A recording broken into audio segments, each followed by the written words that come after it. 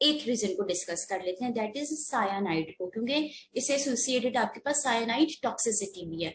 But जब सायानाइड में क्या होता है कि सायानाइड बेसिकली आप लोगों ने याद रखना है कि आपकी सेल लेवल पे आपके सेल्यूलर रेस्पिरेशन को इनहिबिट कर देता है, स्टॉप कर देता है। ओके, अब बच्चों आपको पता है आपका एक सेल है, सेल के अंदर यू हैव ऑर्गेनल्स, और एक प्रोमिनेंट ऑर्गेनल आपके पास कौन सा है, दैट इज माइटोकॉन्ड्रिया।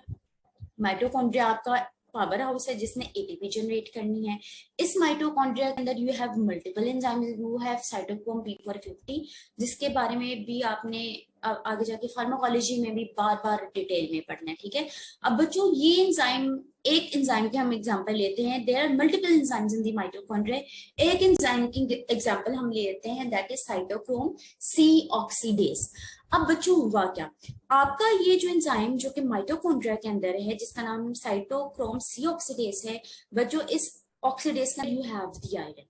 अब आपका सायानाइड करता क्या है, आपका सायानाइड इस आयरन के साथ बाइंड कर देता है, वो आयरन जो कि आपकी साइटोक्रोम C ऑक्सीडेज के अंदर है।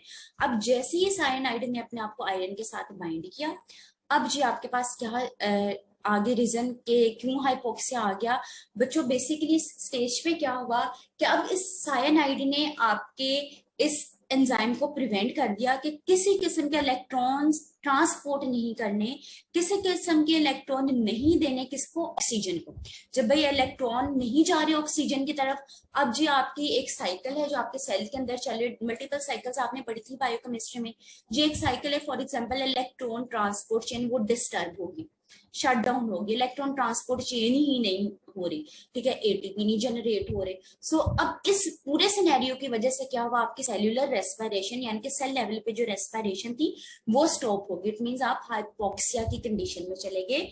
अब आप कहाँ चले गए, हिस्टोटॉक्सिक हाइपोक्सिया पे चले गए। ये सेल लेवल पे था, इस वजह से मैंने कह दिया दिस इज हिस्टोटॉक्सिक हाइपोक्सिया।